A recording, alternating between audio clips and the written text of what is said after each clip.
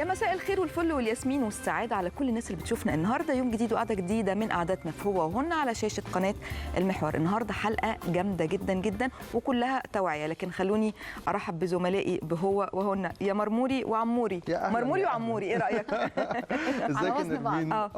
ازيك يا نرمين وازيك يا مروة وازيكم انتوا يا أحلى ناس في العالم. النهارده حلقتنا نقدر نسميها واحنا مطمنين جرس إنذار أو نقول أجراز إنذار، وهنتكلم الأول عن التحديات اللي انتشرت على السوشيال ميديا وبالذات على التيك توك، واخرها تحدي الاغماء، وقد ايه الصور اللي شفناها والفيديوز تخوف جدا وتقلق. وكمان في حاجات كتير النهارده هنتكلم عن عشان تبقي تقولي لا. ايه رايك في الموضوع ده؟ ازيك يا عم الاول؟ عامل ايه؟ الحمد لله. طبعا انا بسلم على كل الساده المشاهدين. النهارده ان شاء الله هتبقى حلقه قويه جدا، وفعلا زي ما نرمين قالت حلقه كلها توعيه لكل الناس اللي مش واخده بالها من ولادها، الناس اللي عندهم ولاد بيحبوا يعني ما عندهم هوس بمواقع التواصل الاجتماعي اللي بيعملوا تحديات، وفي للاسف بيحصل كوارث من وراء المواضيع دي. يا نرمين دي مشكله كبيره ان شاء الله. موضوع اول فقره هيكون في سوري دي تاني فقره. موضوع التحديات ده هيبقى تاني فقره. التحديات عشان لو الناس اللي يعني مش فاهمين هو ايه، هو تحدي طالع على التيك توك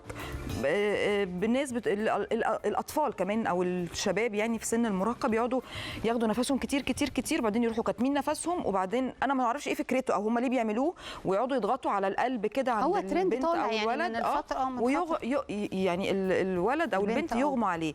انا مش قادره اصدق ليه احنا كل شويه بيطلع لنا حاجه من خلال التيك توك. انا دلوقتي بقيت دي وجهه نظري ان السوشيال ميديا بقى في مساوئ كتير عامل جدا زي طبعا. انه لا عارفين عامل زي ايه؟ زي المرض الخبيث.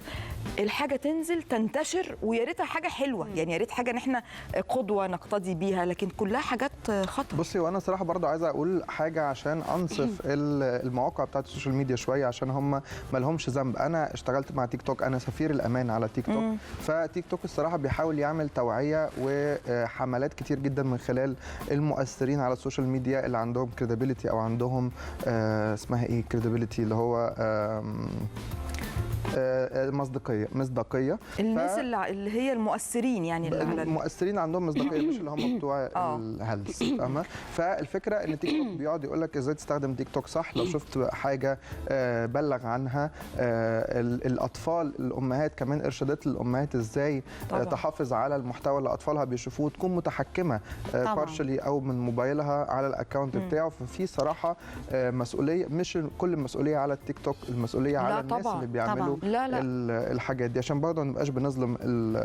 وبرضه لازم على فكره كل الامهات والاباء يكونوا عندهم يعني توعيه لاولادهم من خلال قصص صغيره، لان فعلا بنات في 5 ابتدائي ولا في 4 ابتدائي اللي بيعملوا الفيديوهات دي بيكونوا يعني تحت السن، حتى ما عندهمش ادراك عقلي ايه اللي هيحصل بعد ده. فطبعا الدور هنا على الام والاب ان هم دايما يبقى عندهم متابعه دوريه لاولادهم في المدارس، عشان يعني منع لحدوث كوارث. بس هم مش هيعرفوا يا مروه برضه ان هم يتابعوهم في المدرسه.